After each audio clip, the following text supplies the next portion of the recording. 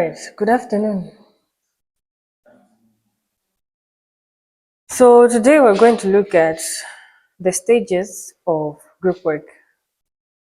And this is under the topic, group formation and development. So, in group work, you, as with any group, you can note that a group moves from the beginning to the end. If you have an assignment, you have Masiwambilila, where you're meeting and you're determining roles and you're establishing what you'd like to do, how you'd like to attack or tackle the assignment. If one person will answer all the questions, then that is a strategy.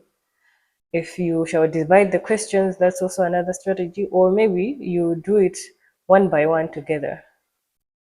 And as time goes on with the assignment, you see that you start building it up, you start writing the assignment, and you're showing up consistently. And then finally, you meet on the final day where you decide to maybe submit the assignment. So that is as you're having different stages for your group assignment.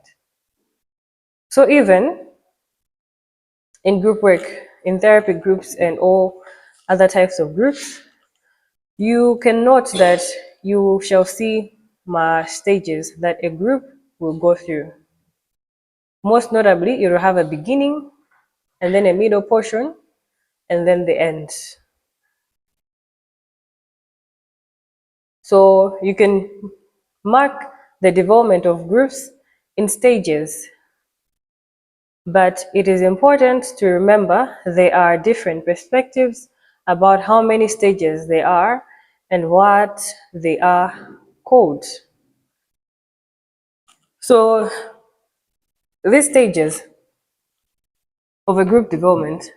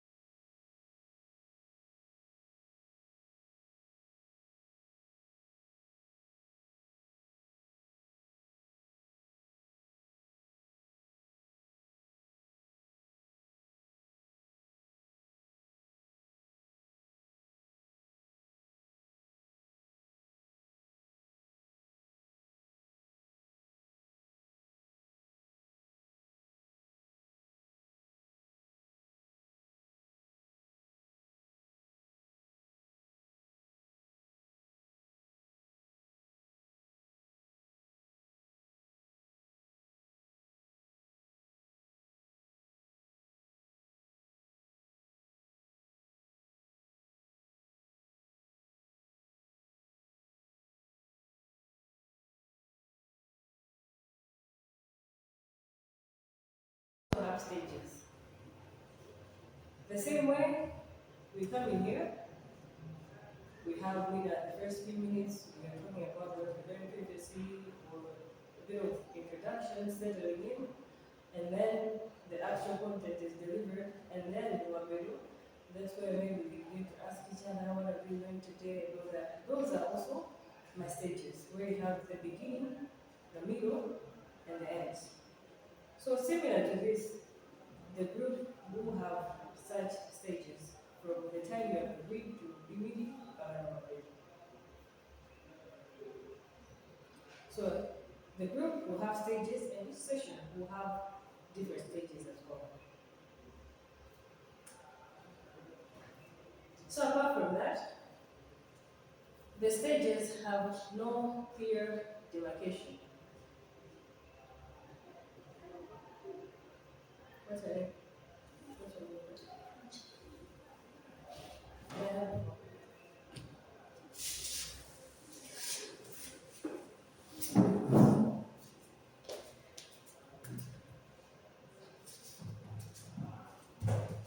So there are no clear demarcations between the stages.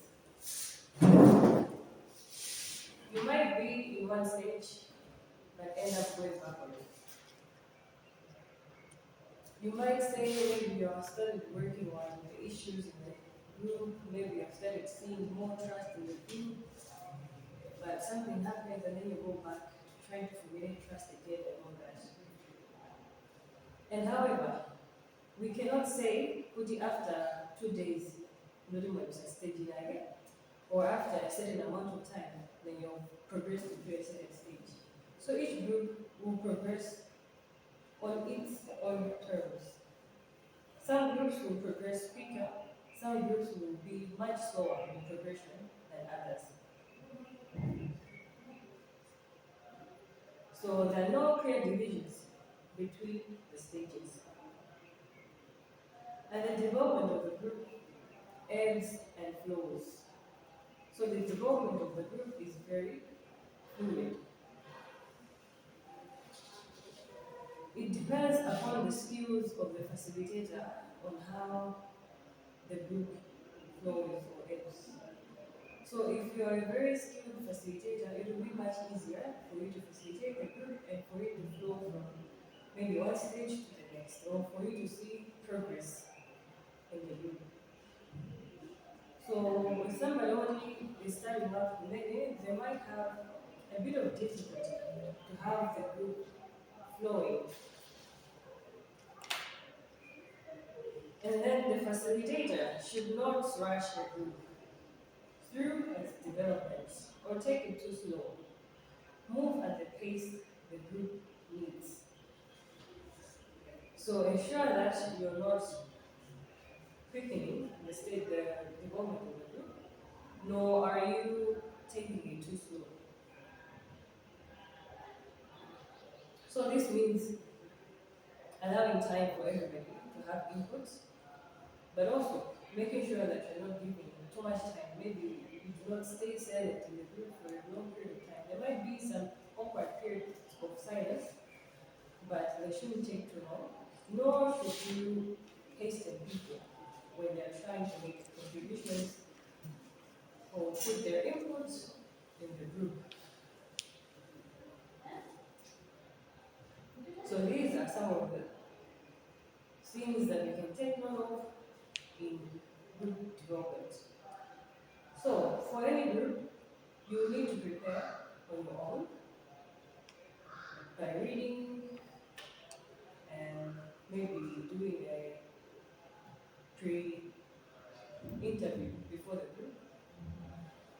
And there are also some other considerations that you need to take into account, apart from your competency, apart from knowing what you want to be doing in that group, but there are also some very practical things that you do not need to oversee when you are trying to establish a group.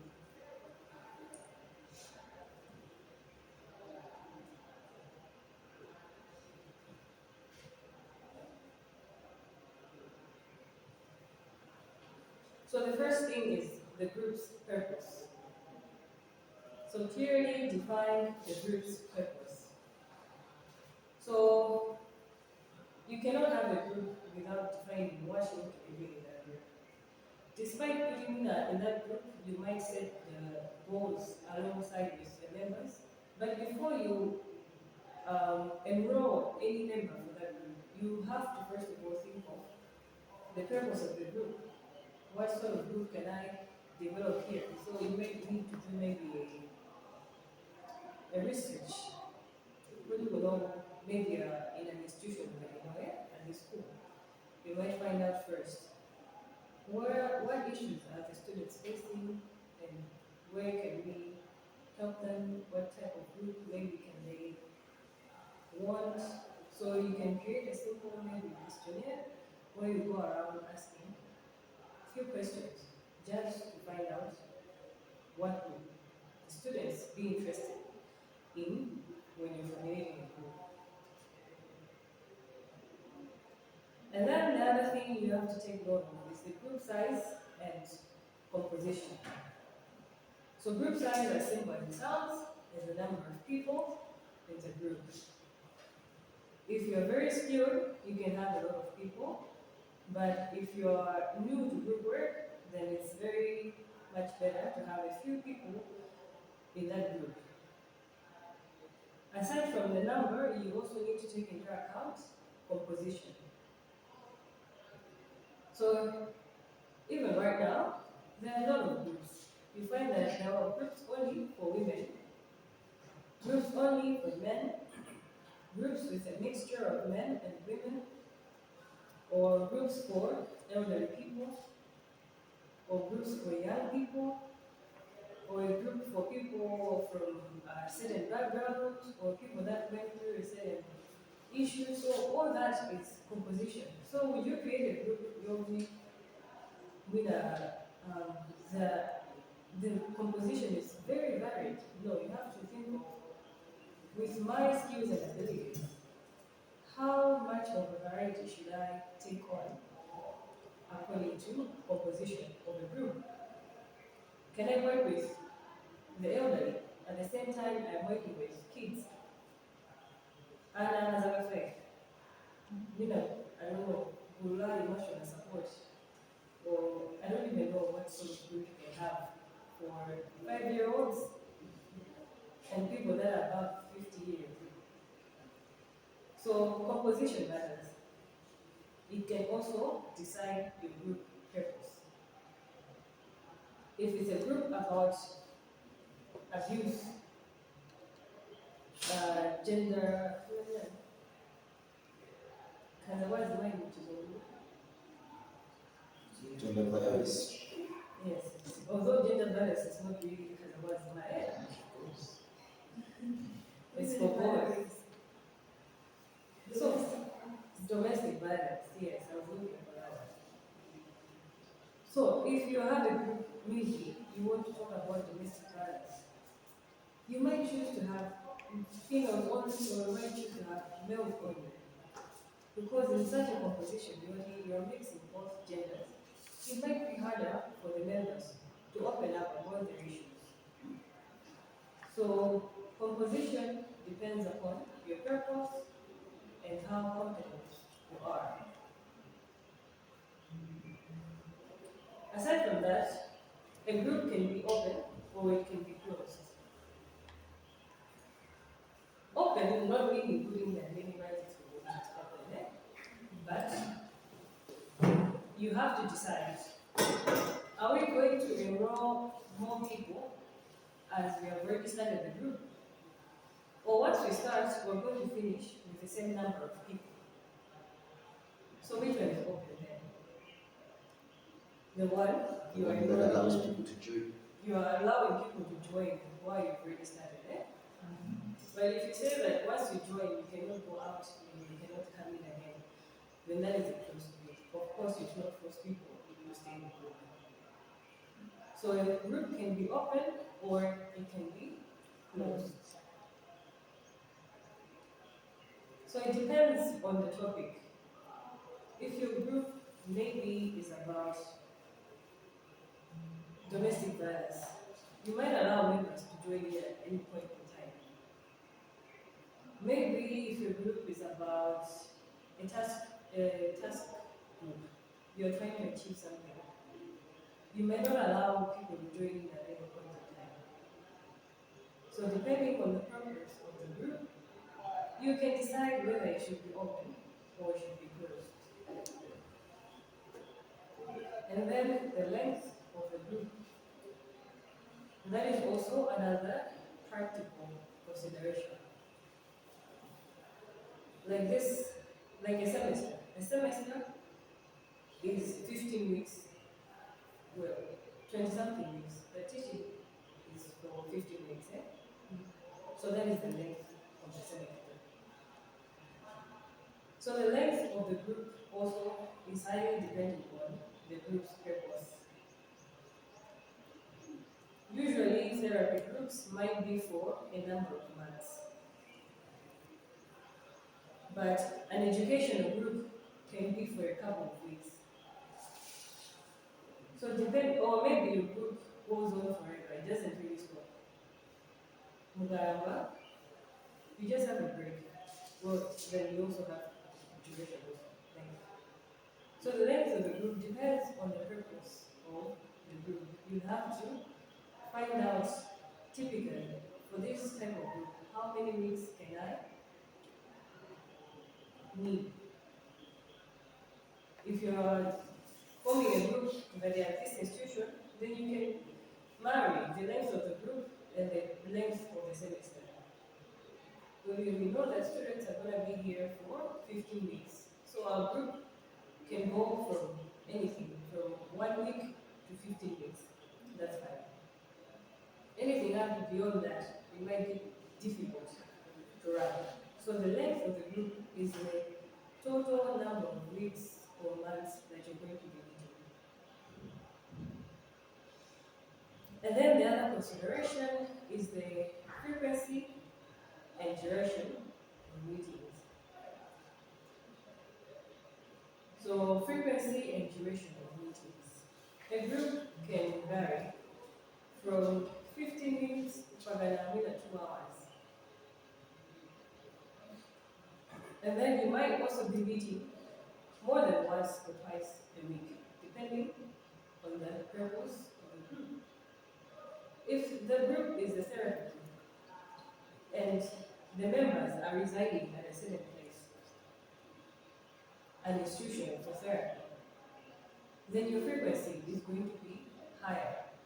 You might say we'll be meeting every day because people have come there for that purpose, to have therapy sessions. And duration might also be very long, maybe 90 minutes. So depending upon the purpose of the group and how comfortable the members to be meeting on such a frequency. You can decide to be meeting maybe every day, once a week, or even twice a week. And the duration is just how long are we going to stay here once we meet. And then the last consideration is the place for group sessions.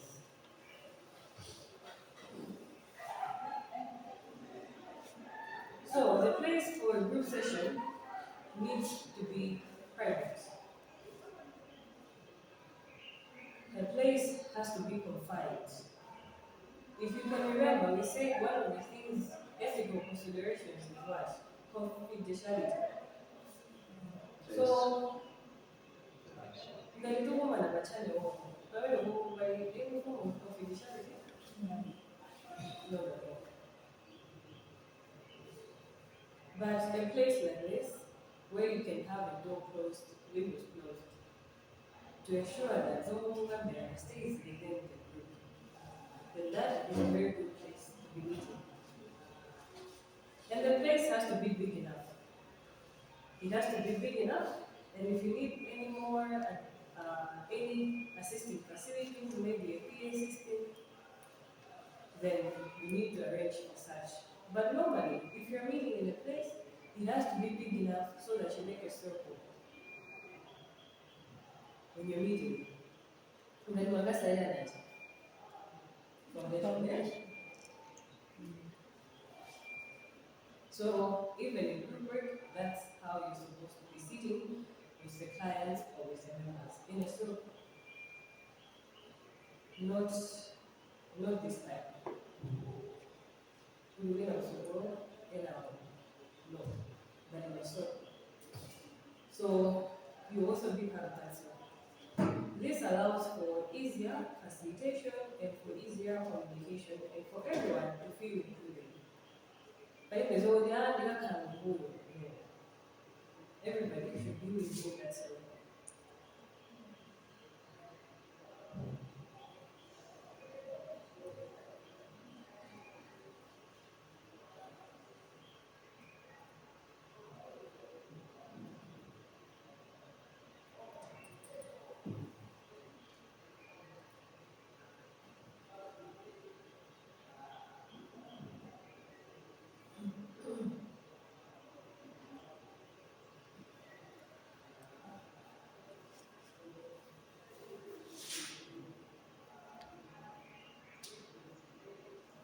So now, what are the stages for group formation and group development?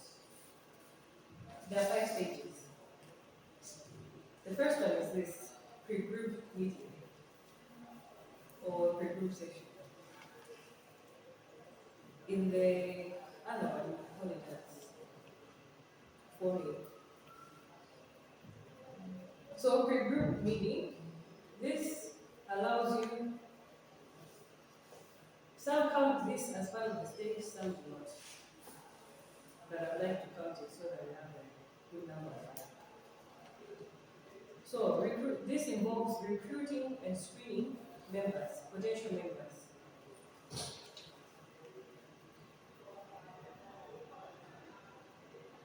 So for example, you're at this institution, you found out that a lot of people are interested in a group for um, I'll tell you later. What issues are you facing?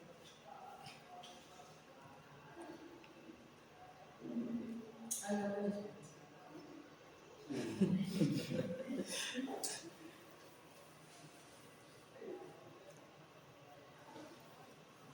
Were you raising your hand? Were you raising your hand? You see nothing. So now we were there. I was asking. This is one of the stages for the first for group work. So now we want to have an example for this stage. So what sort of example, what sort of group should we have that we can put or we can have at this institution? What problems are we facing? Is it anger management?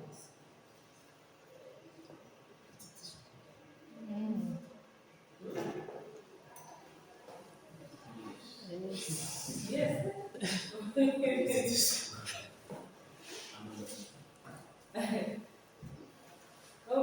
so we found out that a lot of people have anger issues. So we're forming a group for anger management at this institution. So as for this stage pre-group meeting, what we should do, what can we do? So in here, we're trying to recruit and screen members. So if not, I want to be or wakazi tume na mina kwambia Mungu ofisa kusoi program stakari. That is a member. But then we cannot force people. So we can recruit people by first of all telling them about it. There is this group. So if you want to join, you can join. Or titakusaka kuti all those people that are causing trouble at this institution, automatically, if you're found to be causing trouble, you should what? You should enter this group. Instead of going there for discipline, just enter this one. If you don't do that, you shall be penalized.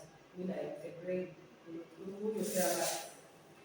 So if you're found maybe walking around timer classrooms when you're supposed to have a class and you're not going into class, or you're found breaking some rules, then automatically you become a member. So yeah, anger management issues. So now, although we are saying that you become a member, but we need to also think of if they are suitable, if the leader of the group is suitable for this type of people. So the key questions you can ask yourself are, should this person be included in this group at this time with this leader? Maybe group realty, there are people under 21, 23 years of age. We can easily do it. But for others, if we find that there's somebody, only they are above the age of 25, maybe we are choosing this person should not join the group. As I join the group, young leader, who is also of a similar age, you cannot leave this person in the group. So you can ask yourself, should this person be included with me at this time? Can I handle this or not? And then the other question would be, how would I screen potential individuals? So you can maybe formulate a questionnaire where people fill in their details so that you get to know them a little bit before they actually join the group. Kanya age, you know the age, you fill out a questionnaire. Or what sort of other issues are they having, they can fill out a questionnaire. And then, so that is one method of screening where you are filling a questionnaire. Or you can talk to them directly before they join, just to get a feel or the background, have a background as to where they're coming from. That is also one way of screening. And then how can you decide who may benefit from the group? So what is your ideal candidate? Whom are you looking for? We already said we're looking for young individuals who are breaking rules at the institution.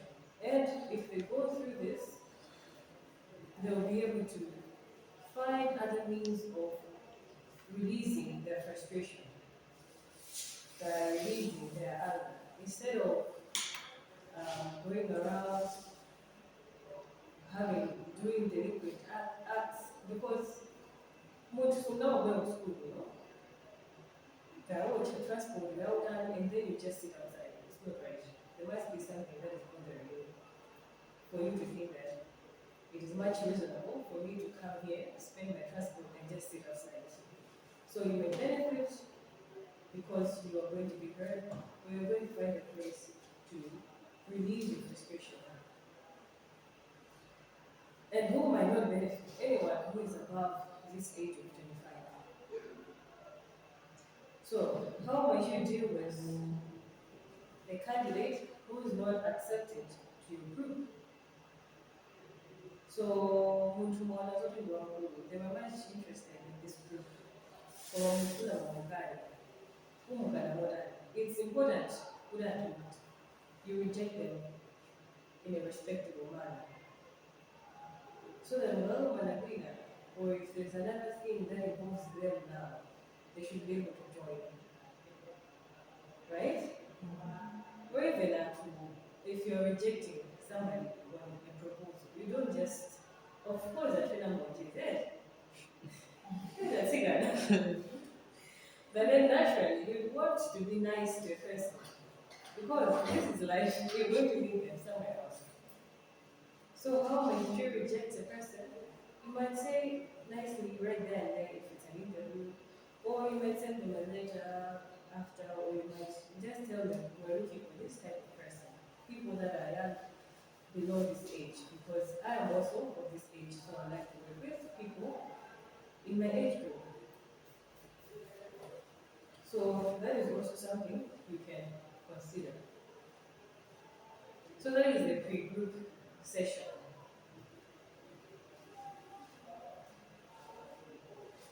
But also you need to make sure that you don't just have anyone in that group. A group requires people that are able to work with other people. Some people might generally be inappropriate for group work. They might need maybe one-on-one sessions. So if somebody has a mental disorder, maybe they tend to be aggressive if they're around other people, then automatically that one is a no-go zone for a group work. Or if somebody has antisocial tendencies that they generally like to disturb if they're in a group, then also they may not be suitable for group work. So remember, group work requires people that are also willing to be in a group.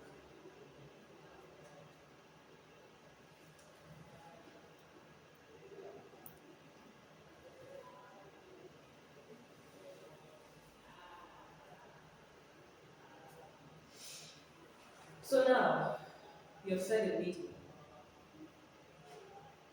What were the thoughts that are being delinquents, that are not following rules at the school?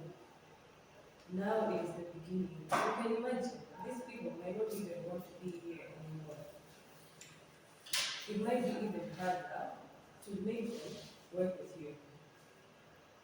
So, in this stage, where you're starting to meet as a group, you can expect that the participants will be testing the atmosphere and are concerned with how safe the group is and if they'll be accepted.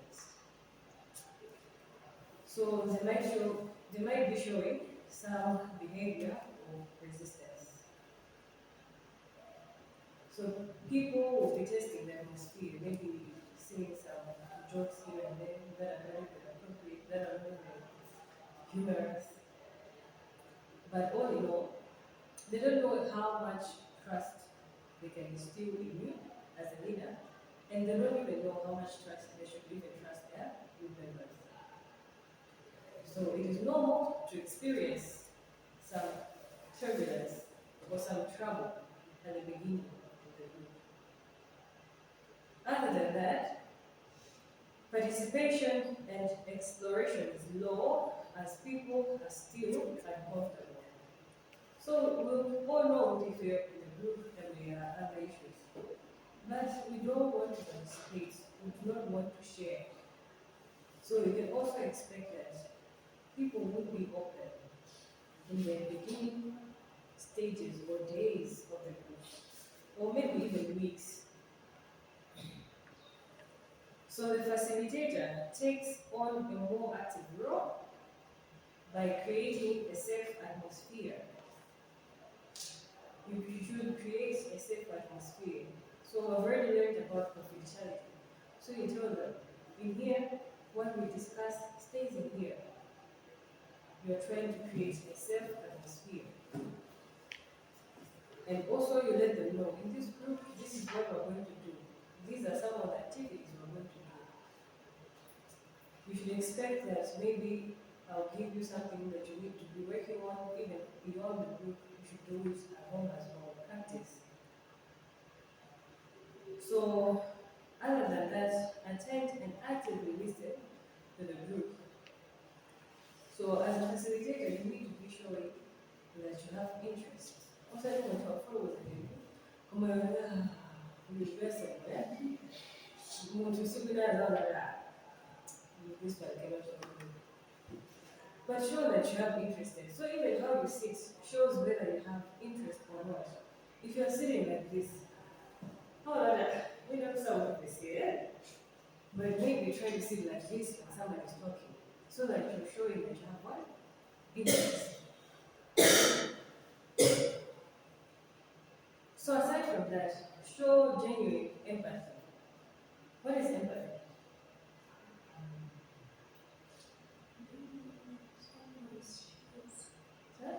Being in someone's shoes.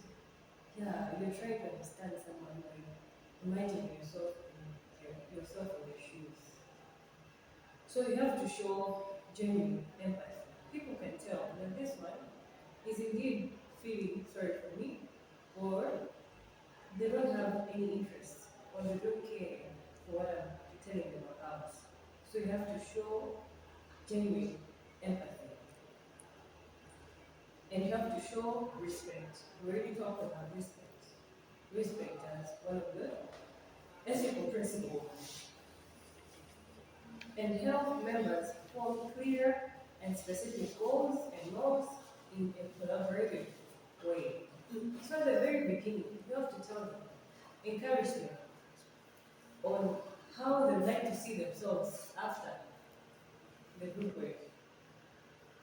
So if they have other issues and maybe are angry, they just start breaking things. Maybe you can encourage them that maybe at the end of this, you will find other means of venting or expressing your anger other than breaking things, which will allow them to socialize with their fellows. Excuse me.